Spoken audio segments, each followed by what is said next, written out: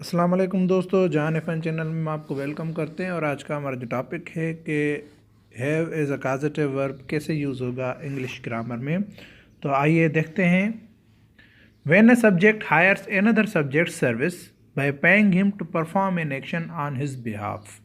याद रखें, हैव को तब एक काजेटिव के तौर पर इस्तेमाल किया जाता है जब एक सब्जेक्ट किसी दूसरे सब्जेक्ट को पे करके उसकी सर्विसेज हायर करता है और अपना काम करवाता है।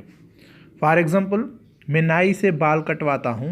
I have barber cut my hair. याद रखें, हैव के साथ बेयर इन्फिनेटिव यूज़ होगा, यानी टू नहीं आएगा। आप यूँ नहीं कह सकते I have barber to cut my hair, ये हमारा रॉन्ग हो जाएगा।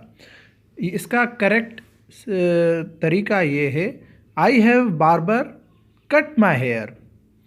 और दूसरा एग्जांपल है, जैसे वो मैकेनिक से गाड़ी मरम्मत करवाता है। He has mechanic repair his car. तो आप परेशान ना हो, इसकी स्ट्रक्चर है जिसको आप फॉलो करके आप ऐसे सेंटेंसेस बना सकते हैं। जैसे यहाँ पे आप देख सकते हैं, सब्जेक्ट प्लस हैव या हैज़ अकॉर्डिंग टू सब्जेक्ट, और सेकंड सब्जेक्ट रखना होगा, और बाद में जो है बेयर इन्फिनेटिव रखना होगा, फिर ऑब्जेक्ट। जैसे मैंने यहाँ पे नीचे एग्जांपल दिया है, I have mason build my home. मैं अपना घर मेसन से बनवाता हूँ। तो यहाँ पे आई जो है हमारा सब्जेक्ट है, हैव जो है हमारा वो हेल्पिंग वर्ब है एज अ काजेटिव वर्ब, और सेकंड सब्जेक्ट हमारा मेसन है, और बेयर इन्फिनेटिव हमारा बिल्ड है, और माय होम हमारा ऑब्जेक्ट है। और उसके साथ साथ आपके लिए प्रैक्टिस के लिए जुमले भी मौजूद हैं। जैसे, मैं ईद पे दर्जी से कपड़े सिलवाए।